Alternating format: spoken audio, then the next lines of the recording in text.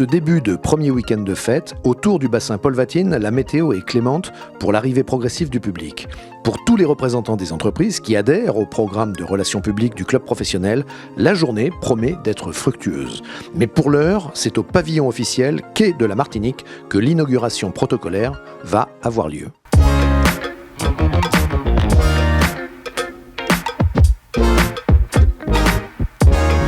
C'est le grand jour puisque c'est dans quelques instants l'inauguration officielle en fait du village de la Transat. Donc on va effectivement avoir une belle présentation de l'ensemble en fait du village. Et puis on va poursuivre nous bien naturellement pour la deuxième journée concernant je dirais nos espaces réceptifs et notamment la deuxième journée du club entreprise.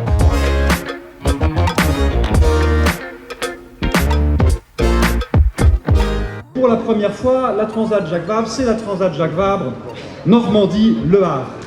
Je me réjouis de ce soutien parce qu'il ouvre des perspectives intéressantes, des perspectives réjouissantes même, celles qui vont nous permettre dès cette année et pour les éditions à venir de faire de cet événement un événement toujours plus attractif, qui soit aussi emblématique du monde maritime, de la performance technologique, de l'aventure humaine.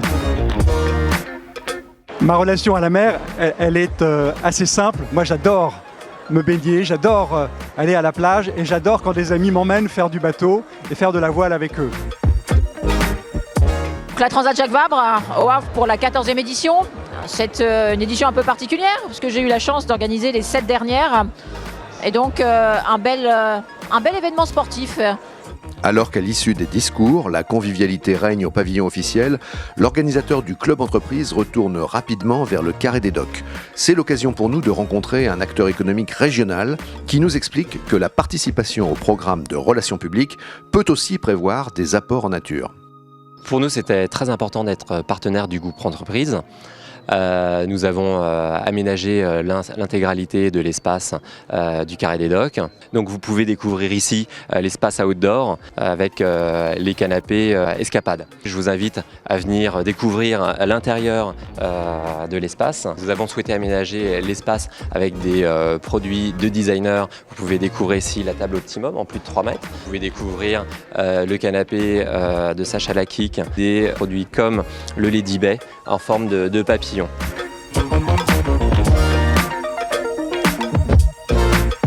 En période de week-end, davantage consacrée à la famille, les locaux du club entreprise sont moins prisés des professionnels, mais d'autres animations prennent le relais.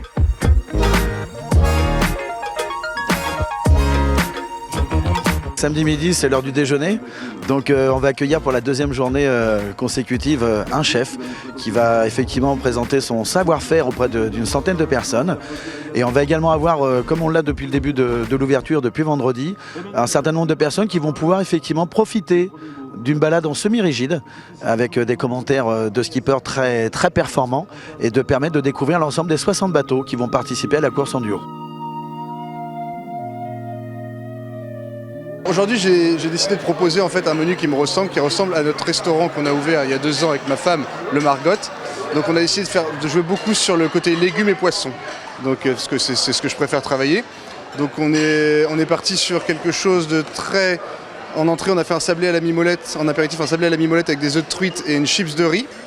Donc ça c'était très sympa. Ensuite, on a décidé de faire un foie gras aussi parce qu'on a un plat signature au restaurant qui est le foie gras en marbré, donc avec plusieurs étages.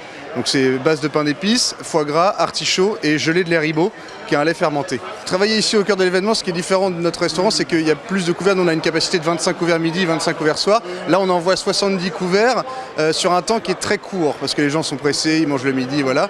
Après, on a juste besoin de plus de main-d'œuvre ici, mais sinon, ce qui change, c'est juste que c'est un menu fixe. On a eu la chance d'avoir un repas merveilleux. Les vins sont associés au mets, qui est quelque chose d'assez exceptionnel, et les vins se marient vraiment très très bien avec ce qu'on a mangé. Et les goûts sont vraiment mis en valeur, et franchement, c'était un très très bon, très très belle expérience.